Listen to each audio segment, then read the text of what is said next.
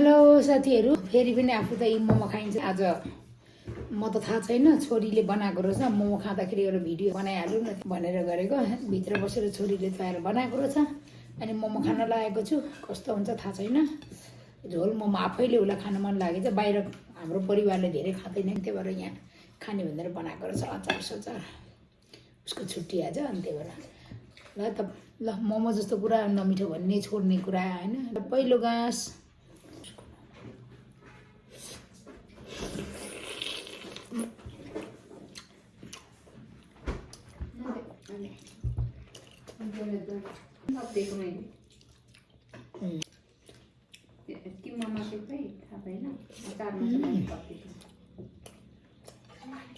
सधैँ मम्मीले पकाएको खाने आफैले आज बनाएछ नि त। अलिक नुन खर भएछ, तर मिठो भएछ मोमो चाहिँ।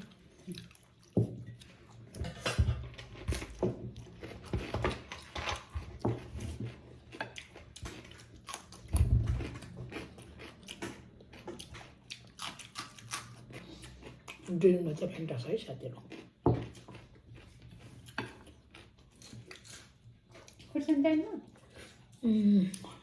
अलिकति खाली क्या एउटा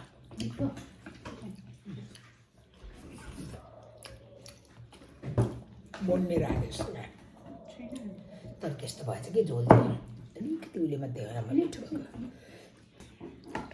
डल्ले खोर्सानी खाएको थियो, नुन कराएको छ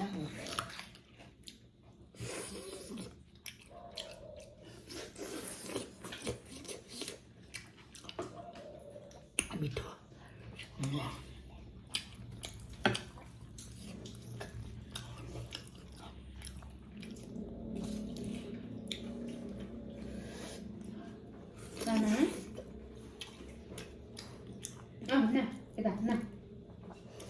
छोरी यस्तो खानु हुँदैन, बसै उठा।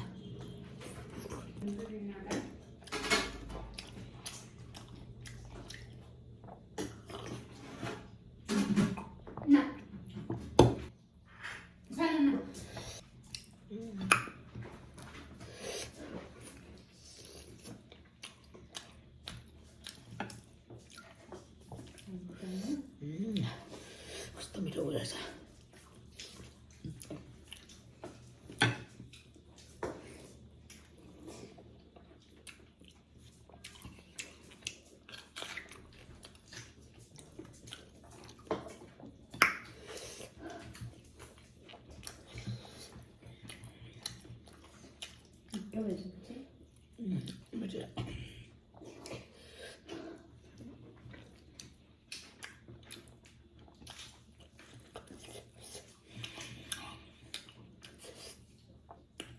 अलिकति नुन बढी नभएको सधैँको मोमो त एकदम दामी रहेछ आज मोमो।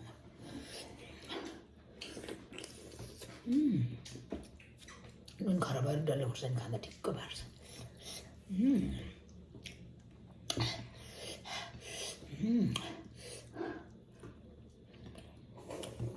बिहान ढिँडो खाएर मजा लगाएर आएको थियौँ त्यसमा मोमो।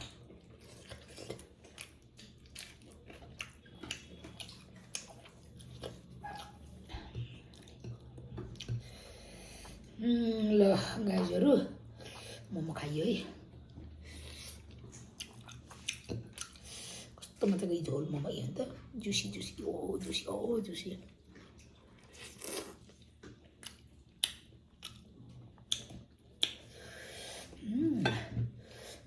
आज बेलुका के पनि नखाने भनेको है, मोमो छोरीले बनाएको छैन, खाइयो गाइस।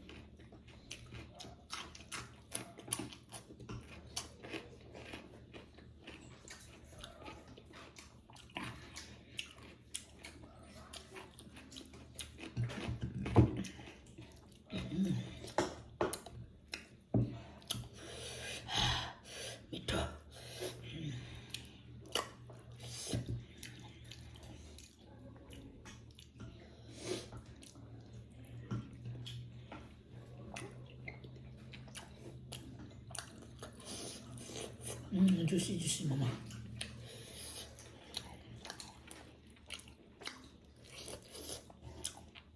अचार पनि पिरो मिल्छ कि गाई जाने डल्ले खोर्सानी खान सकेन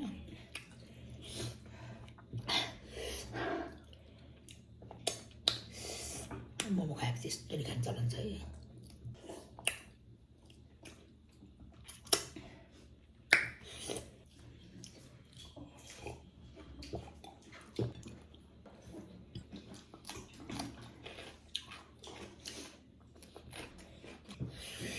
त्यस गाइस मजाले खायो खाएकै थियो त्यो पनि अब छोरीले मोमो बनाइहालेछ खाइदिउँ न त भनेर मात्रै खाएको त्यही भएर मजाले यो खान सकिनँ तर एउटा कुरो चाहिँ गाइस फेसबुक र युट्युब नभएर विरक्त लागेको छ अनि त्यही भएर खाना खाएको कि नखाएको जस्तो भइरहेछ तपाईँहरूले कस्तो भइरहेछ भन्नु त